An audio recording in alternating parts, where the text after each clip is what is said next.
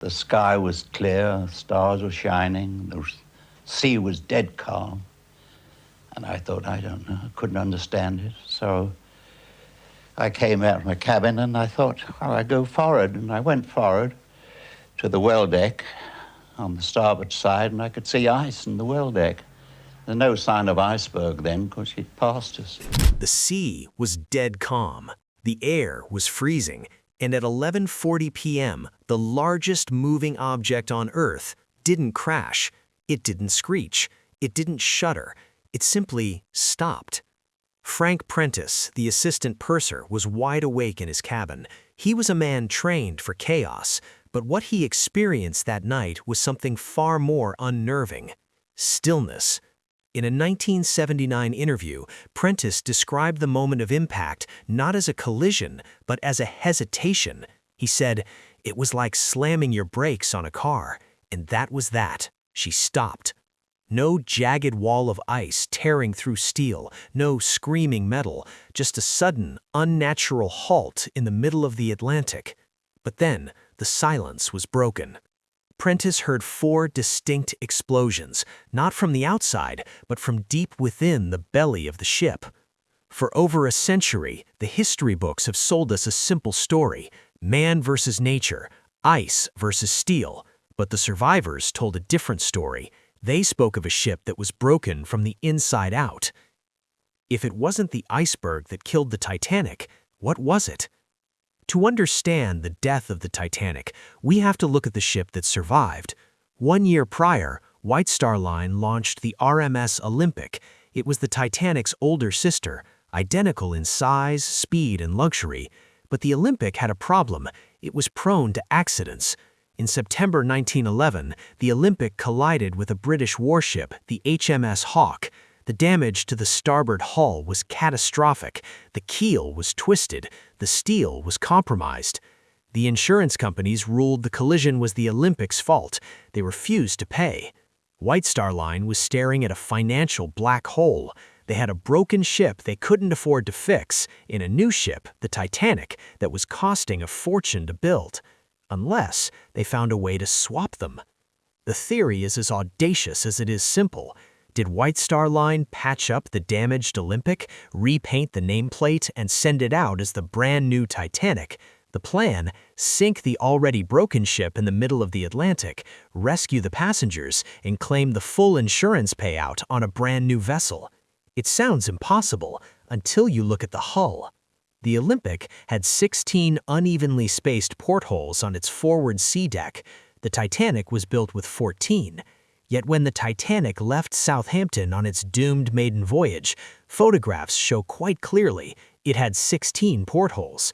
Was this a design change, or was the ship sailing to New York actually the crippled Olympic, sent to die on purpose?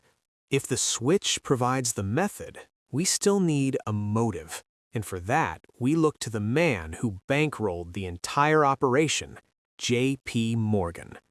Morgan, the American tycoon who effectively owned the White Star Line, had a private suite booked on the Titanic.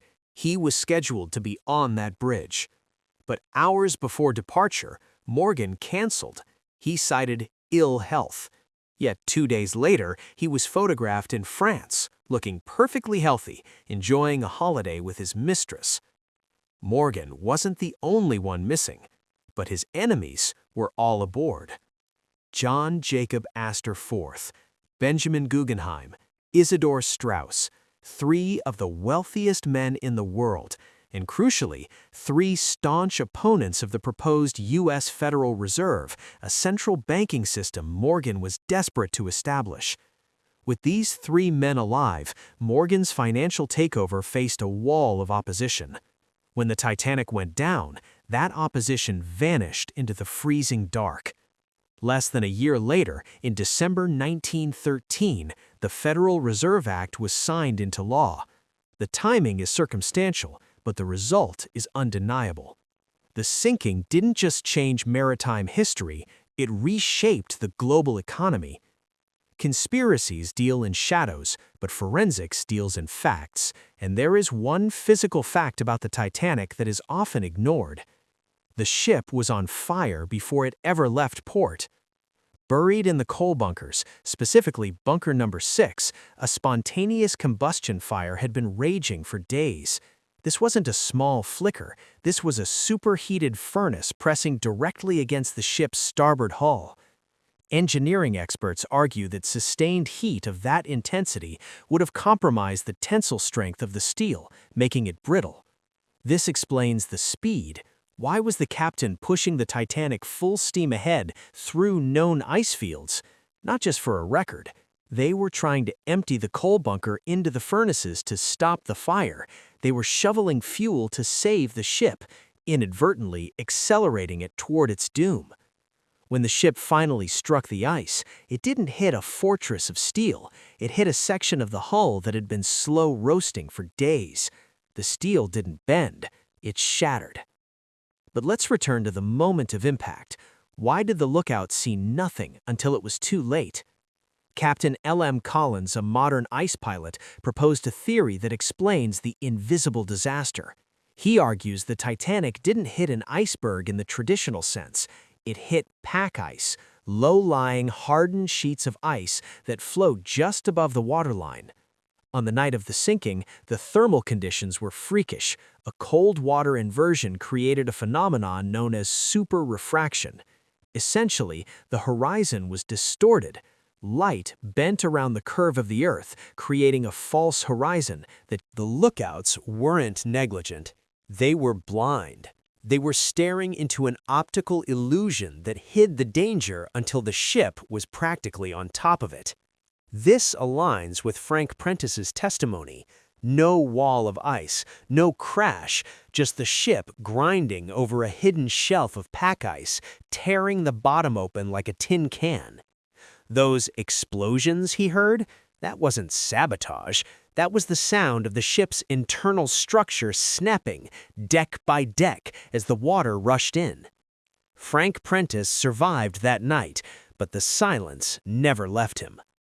When we analyze the Titanic, we look for a single smoking gun. We want it to be the iceberg, or the switch, or the fire. But the truth is likely a terrifying combination of them all. A ship weakened by fire, a captain blinded by a mirage, a corporate entity desperate to save money, and a financial tycoon who knew exactly when to get off. The Titanic was a monument to human arrogance. We believed we could conquer the ocean, master the physics of steel, and outsmart nature itself. But in the end, whether by conspiracy or catastrophe, the result was the same. The brakes were slammed, the lights went out, and the secrets of the Titanic went down with the ship. Some of them are still waiting in the dark. If you enjoyed this deep dive, hit the like button and tell me in the comments, do you think the Olympic was the ship that really went down? Click here for our next investigation.